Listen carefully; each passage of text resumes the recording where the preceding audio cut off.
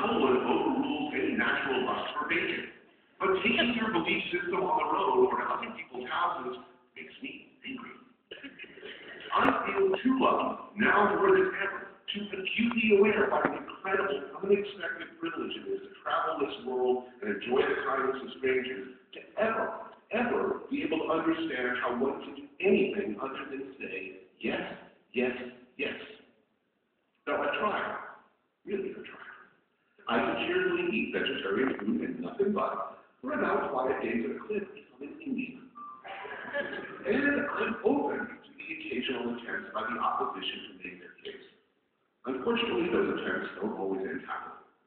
A very nice, truly sweet guy, the boyfriend of a producer I was doing business with a few years back, went out of his way, gently and as undogmatically as possible, to bring me over to the other side, making it something of a personal mission to get me to acknowledge the possibility of a delicious all-vegan meal. Now, let me repeat. This was a nice guy who made his choices for what were, I'm sure, a visceral abhorrence for me. When he saw a pork chop on a plate, I have no doubt what he knew he saw was a golden retriever that had died screaming. I had seen the genuine love this man had for his dogs, the way the poor guy would just tear up at the mention of some awful shelter on the other side of the country. And I couldn't find it in my heart to refuse him. I went out to dinner at what was said to be New York's premier fine dining vegan restaurant, a favorite, I was assured, of Sir Paul McCartney. Not exactly a selling point, but his efforts to get me in the door. The food was expensive and painstakingly, even artfully prepared, and admittedly, it did not entirely stop. Over organic-wise and much convivial conversation, I even passed on a suggestion by my companion to Sir Paul that I thought might be helpful in his very public efforts to save keep animals. I ventured that if Sir Paul seriously wanted to see a lot of the rarest, most beautiful, and most endangered animals live longer, healthier lives, and maybe even multiply and prosper, he should, I thought, buy a few $1 million worth of Viagra and Cialis and start spreading that shit around for free where it matters, with accompanying public service announcements in the parts of Asia where they think that bears, fall, rhino horn, and tiger dicks are good donor dicks.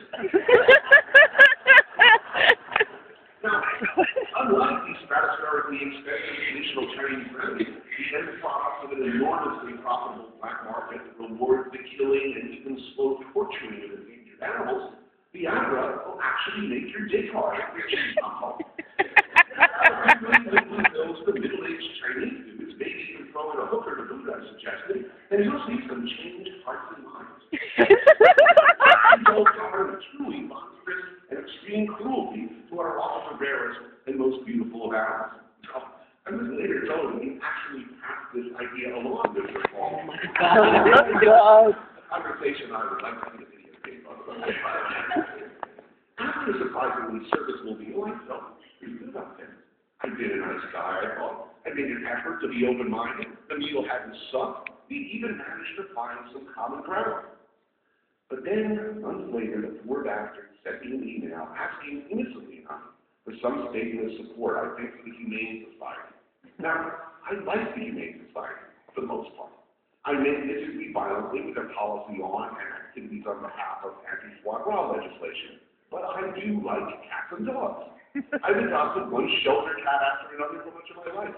I'm supportive of any effort to stop dog fighting, to stay animals, and to prevent the use of domestic animals. I don't like circuses. And given the chance, we'll probably vote against the indenturing of elephants and lions and tigers or any other animals they might want to stand on chairs and train to juggle.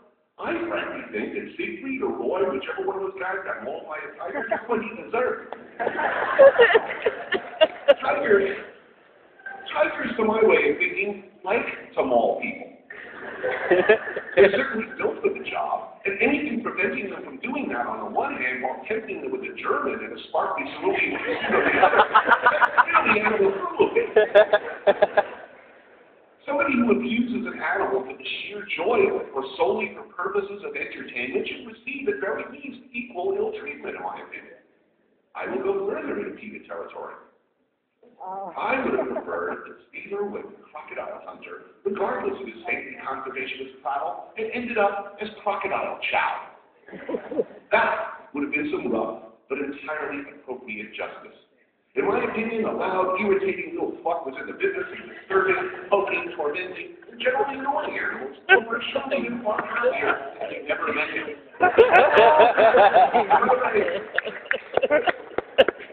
If Cindy Irwin lived in my neighborhood, I would call Child Protective Services on her term years ago. So contrary to my reputation, I'm like St. Francis of fucking Assisi compared to what you might think. A friend to animals large and small, feeder of strays, adopter of runt kittens. A man who, though opposed to vegetarian orthodoxy, is still a reasonable fellow, willing at least to listen to the other guy's point of view.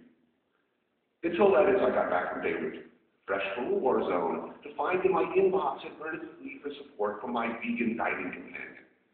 The urgency of his tone as he described what was happening to stray cats and dogs somewhere grated on me badly. As I read on, I found myself becoming angrier and angrier, soon becoming furious. I'd just seen a city not very much unlike Miami, bombed back 20 fucking years. I answered in a lather of righteous indignation. From a shameful distance, I watched every day as neighborhoods filled with people were smashed to rubble. I'd woken up and gone to sleep to the rumble of bombs and rockets rolling through the floor of my otherwise comfortable hotel room, and then seen up close the faces of people who lost everything and sometimes everyone in their lives. I had come straight from that to this message filled with whiny, plaintive outrage on the behalf of the strays of Denver. There were strays in Beirut, too, I spat out, beginning what I intended to be a measured, sympathetic response. Oh, God. Surely, I suggested, where people were being bombed and whole fucking neighborhoods knocked down to rubble, some doggies got hurt. I went on, warming, if not overheating to my subject, vigorously musing that when whole fucking families get crushed in their homes, abandoned pets can become a problem. Having just flown from the tarmac of a floating refugee camp, I now surf deliriously on a wave of violence, expanding the scope of my observations to include other places I've been and other things I've seen in my travels. I pointed out any vestige of measured civility gone by now, but it was perhaps worth noting as well that any place where people were treated like animals, stacked in shanty towns, favelas, communes, and hutments, that animals suffered first and worst. Nobody gives a fuck about cute doggies or cats, much less a fucking dolphin or a white rhino for that matter, when 90% of your diet is fucking bread when you're lucky enough to get it, or pounded manioc gruel. Where charred monkey on a stick in fur is a life-saving gift for a family, I spewed. All those neatly anthropomorphized animals we so love, like your fucking Yorkie in this Lolo. I've seen nothing more than bushmeat. Wow. Wow. Places where people were concerned that men in black vans might be coming and I could put some hoods over their head and take them away. I believe I might have mentioned Ceausescu's Bucharest as an example. Plowing under an entire neighborhood, displacing its residents to build a pharaoh-scale palace, the megalomaniacal dictator had created an instant and frighteningly large population of abandoned dogs, reproducing at an astounding rate the desperate animals begat countless roving packs of terrifying and vicious feral dogs, wild, aggressive, and hungry predators who knew nothing of the streets. Parts of Bucharest became, particularly at night, a potentially dangerous jungle, with all the dog-on-dog, dog-on-man, and man-on-dog violence imaginable. Embarrassed by this all-too-visible phenomenon, the people's representatives were urged to deal with the matter. The dogs were eventually hunted down and exterminated in great number. Now, if the death of the genius of the Carpathians, Ceausescu, and his wife is any example, thoughtfully videotaped and broadcast, by the way, one can only imagine how gently the dogs were dispatched. I believe I ended my bilious and cruel masterwork of an email with the image of the gentle and beloved bovines of India, revered, protected by a population of people who worship them as life-givers divine. Wandering freely through the streets, always and famously with the right of way, they were free as well, I thought my friends should know, to starve slowly to death, to eat garbage already picked over many times by equally hungry humans, often settling on the discarded plastic bags ubiquitous to impoverished communities where hope is almost gone and municipal garbage removal is a sometimes, if ever, thing. The plastic bags, of course, are indigestible, I explained, gradually becoming twisted and balled up in the cow's guts, and eventually, after what is surely a long period of agonizing discomfort, killing them.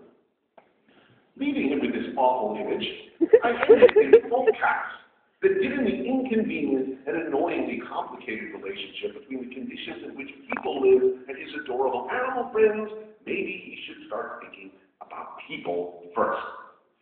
Granted, my reaction was on a par with suddenly taking a baseball bat to the barista who mistakenly used skim milk instead of soy milk.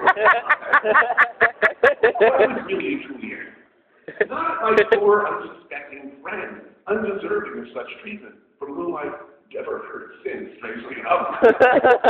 He just wanted to save a few animals, after all. It was just his bad luck that he asked me for help, and at a very bad time. I was angry at all the shit he made me think about. And I'm still angry. From the softer edge distance of a change to far more comfortable life, I searched for a root cause, a common denominator that might explain my seemingly rote, instinctive, reflexive scorn. For instance, anyone cooking on TV, or in films for that matter, whom I see somehow as unworthy. What has Kai Fieri ever done to me?